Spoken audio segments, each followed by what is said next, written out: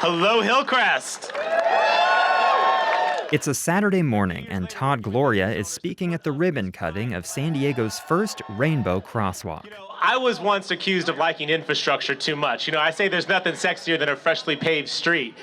I love seeing hundreds of people show up for a crosswalk dedication. It says I'm not alone in wanting some quality infrastructure in this city. Gloria's 8 years on the city council and 3 years in the state assembly have made him a familiar figure in San Diego. Hi, I'm Todd. How are you? Nice to meet you. Good to meet you as well. And he's especially popular here in Hillcrest. Gloria, who's openly gay, says he's proud to have passed laws protecting the LGBTQ community and increasing access to treatment for HIV. This is the kind of perspective that lived experience becomes really important for. And those are the kinds of things that makes me think that if I wasn't there, maybe those issues wouldn't have been brought up. Maybe there wouldn't be a champion for that. Gloria says he's also proud to have pushed for more state funding to combat homelessness.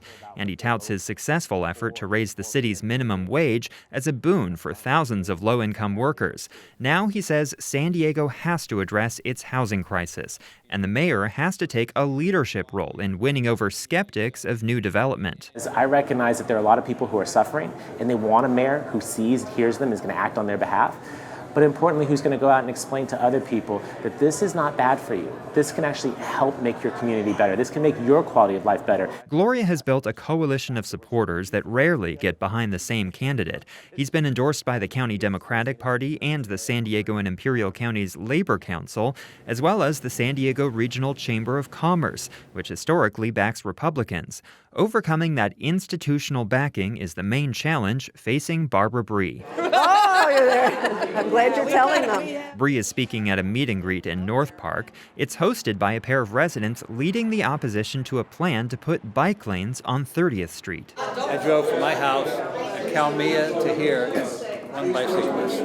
Bree had a career in journalism and business before winning a seat on the San Diego City Council in 2016. She represents District 1, which includes La Jolla, University City, and Carmel Valley. There's no accountability and no transparency at City Hall. The decision on the bike lanes was made without adequate data and without adequate communication with the residents and the business owners who are going to be most impacted. Bree says her proudest accomplishment on the council is her work to oppose Soccer City. That was the failed 2018 ballot measure that would have sold the city's Mission Valley Stadium property to private investors for development. And at the beginning, I was out there all by myself, and Soccer City spent tens of thousands of dollars on social media criticizing my position and alleging that I was a corrupt politician. But I never wavered. I knew it was a terrible deal for the taxpayers, for the residents of this city for the long term. Bree says she supports building more housing, but that it wouldn't be the main approach to how she addresses homelessness. If we're going to effectively address homelessness, we have to acknowledge that a lot of the increase in homelessness is due to mental health and substance abuse issues, which is a county issue, which the county has neglected for decades and is finally starting to address. Bree has also attacked the Yes in My Backyard, or YIMBY movement, which pushes for cities to build more housing. She says they're pawns of Wall Street investors looking to corporatize San Diego's neighborhoods. And the local YIMBY Democratic Club, which endorsed Gloria? I think they are backed by Wall Street, whether they know it or not. The top two vote-getters in the March 3rd primary will compete in a November runoff. Andrew Bowen, KPBS News. When I first heard her voice, I was like, oh, okay. And then she says this is like a good call that I'm making. A call from the San Diego City Clerk's office isn't usually a cause for dread, but it was for mayoral candidate Tasha Williamson a few weeks ago.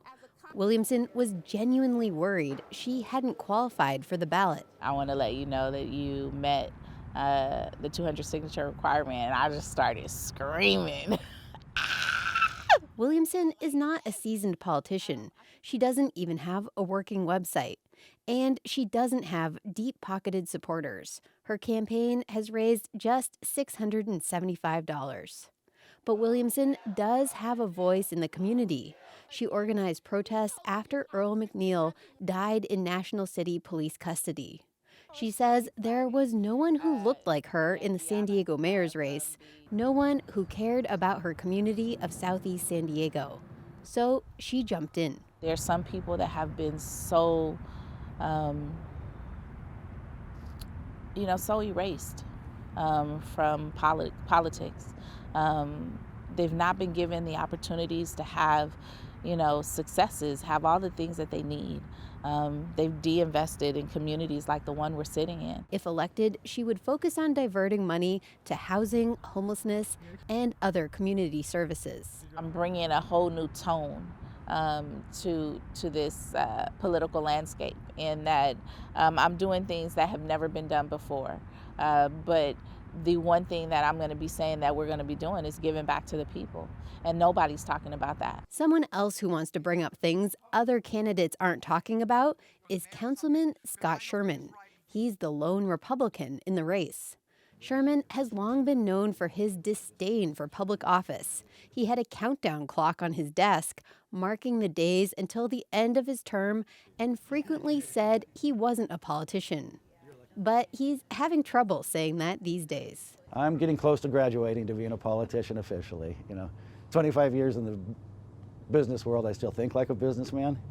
But 7 years in this, by definition, I think I'm getting to be a politician now. Sherman waited until right before the deadline to make the decision to run, with buy-in from his wife. After conversing about it over a nice camping weekend in the desert, we decided to, we kind of need to give this a shot. If elected, Sherman's biggest issue would be housing. Specifically middle market housing. And what happens is you have people in subsidized housing, they start doing better at moving their way up the economic ladder, and there's no place for them to go because they can't go from $700 a month to $2,000 a month. He'd build more housing by adding density bonuses and changing zoning, like he did in Grantville in his district. He also says the city needs to be tougher on homelessness. We're doing a bunch on compassion, and we're starting to not do as much on the enforcement side. And a lot of times, compassion without enforcement just becomes enabling. He also wants to reduce labor unions' power at City Hall using collective bargaining, and is not a fan of bike lanes. The majority of us have to have a vehicle to do our daily functioning. I mean, even at council, you see the council members talking about the need to bike to work, the need for mass transit and people utilizing mass transit. And then you walk out in the parking lot and there's 9 parking spaces for every council district and everyone's filled up with a car. Sherman will be pushing the conservative ideas up until primary election day in March. Claire Tregesser, KPBS News.